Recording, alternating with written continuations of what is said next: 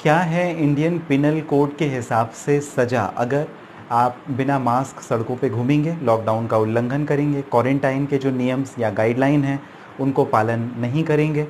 तो चलिए बात करते हैं सबसे पहले कि कोविड-19 का जो समय शुरू हुआ वो लगभग 2020 पूरा चला गया, 2021 लगभग 4 महीने बीत चुके हैं और लग रहा है कि पूरा साल चला जाएगा।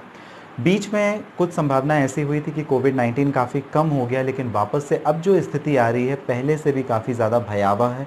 लोगों की मौतें ज़्यादा हो रही हैं, लोगों को ड्रग्स नहीं मिल रहे हैं, लोगों को दवाइयाँ नहीं मिल रही हैं और इसके साथ ही साथ जो मौत का आंकड़ा है वो लगातार बढ़ते जा रहा है। आपने न्यूज़ चैनल में देखा होगा। फ़िलहाल ये दूसरा पार्ट है, हम जो कानून की बात करेंगे कि अगर आप उल्लंघन करते हैं तो कानूनी तौर पर आपको क्या सज़ा हो सकती है या कितना देना पड़ सकता है आपको जुर्माना। और ये अगर हम स्पेसिफिकली बात करें IPC, Indian penal code. Indian penal code मतलब जो क्रिमिनल लॉ से डील करता है, यानी आप अगर लॉकडाउन का उल्लंघन करते हैं, डिसोबीडियंस करते हैं, जो क्वारंटाइन का नियम कायदे कानून सरकार चाहे स्टेट गवर्नमेंट या सेंट्रल गवर्नमेंट ने बनाए, तो कलेक्टर की जो गाइडलाइंस है, हर ज़िले में कलेक्टर को पावर दिया गया, एम्पावर किया गया है कि आप सख्ती से इन नियमों का, कायदे कानून का, रेगुलेशंस का फॉलो करवाएं। अगर नहीं करवाते तो उनके पास में प्रोसीजरल जो एस्पेक्ट है वो सीआरपीसी सेक्शन 144 में बताया गया है, जहां पर एसडीएम कोर्ट को पावर होता है, जो एग्जीक्यूटिव मैजिस्ट्रेट को ये पावर दिया गया है कि कई बार आपने देखा होगा ना कि जब लड़ाई झगड़े हो जाते हैं, काफ़ी ज़्यादा जब कम्युनिटी स्प्रेड हो जाता है, सपोज डेट हिंदू मुस्लिम दंगा हो गया तो धारा 144 लगा दी जाती है। कई बार आपने सुना होगा धारा 144। अभी भी वही स्थिति चल रही है। लोग इकट्ठे होंगे, भीड़ भाड़ करेंगे तो उसकी वजह से जो इन्फेक्शन रेट है इस वायरस का, कोविड-19 का, वो आसानी से एक दूसरे में फैलेगा। जी हाँ, तो इस हिसाब से सेक्शन 269, 270 और 271 काफ़ी ज़रूरी है। किसका? IPC, Indian penal code. ये जो कानून है 1860 का, जो क्रिमिनल लॉ को डील करता है और पनिशमेंट जहाँ पर प्रिस्क्राइब किया हुआ है उससे। चलिए सबसे पहले बात करते हैं सेक्शन 269 क्या कहता है। सेक्शन 269 कहता है कि नेग्लिजेंट एक्ट, जहाँ पर भी नेग्लिजेंट आप एक्ट करेंगे और किसी इन्फेक्शन को फैलाने में या डिसीज़ को फैलाने में, बीमारी को फैलाने में, जो कि डेंजरस हो सकती है लाइफ की, जीवन के लिए भी वो खतरा, तो कोरोना वायरस एक तरीके से किसी के जीवन में खतरा तो बन ही सकता है, आपके भी जीवन पर, और जिससे जिससे फैला आपके द्वारा उसके जीवन पर भी खतरा बन सकता है। तो सेक्शन 269 आईपीसी का अट्रैक्ट करेगा और इस कानून के हिसाब से, इस सेक्शन के हिसाब से, 269 आईपीसी के हिसाब से 6 महीने की सज़ा और 1000 रुपये तक का जुर्माने का प्रावधान है।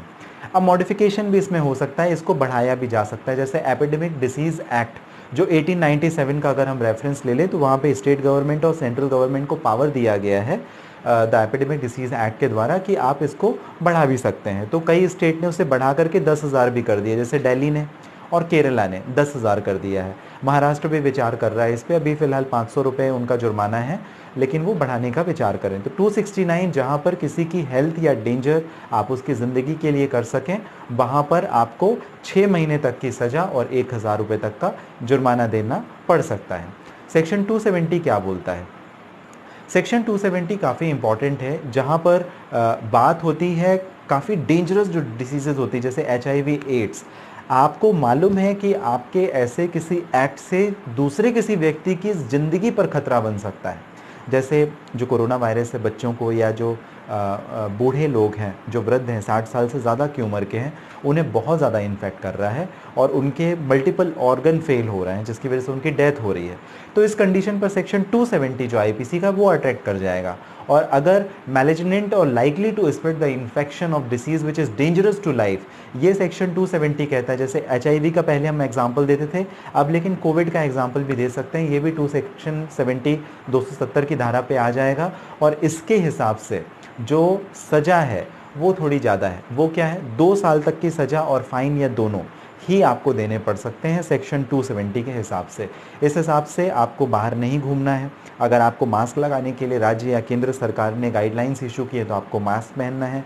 आपको कहीं भी पब्लिक प्लेस पे ऐसे टबैको प्रोडक्ट्स का यूज़, गुटखा या जो सिगरेट वगैरह आप पीते हैं, तो सिगरेट आपने पीने के बाद जो धुएँ छल्ले बना के आपने उड़ा दिए, उसकी वजह से लोगों की ज़िंदगी भी खतरे पे आ सकती है। तो आप ऐसा ना करें, अदरवाइज़ आप सेक्शन 270 के दायरे में भी आ सकते हैं। आपके खिलाफ़ हो सकती है FIR दर्ज और आपको 2 साल से लेकर के और फ़ाइन का जुर्माना भी देना पड़ सकता है। अब सेक्शन 271 काफ़ी इंपॉर्टेंट है। वो कब होता है?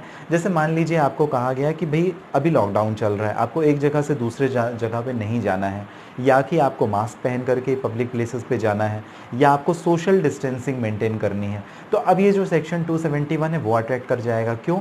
क्योंकि ये बोलता है कि whoever so who disobedience the law and order which is passed by the state government और सेंट्रल गवर्नमेंट। तो जो स्टेट गवर्नमेंट है उसको इम्प्लीमेंट कौन कर रहा है? कलेक्टर। जिससे कलेक्टर को आप कह सकते हैं कि डिस्ट्रिक्ट मैजिस्ट्रेट, डीएम।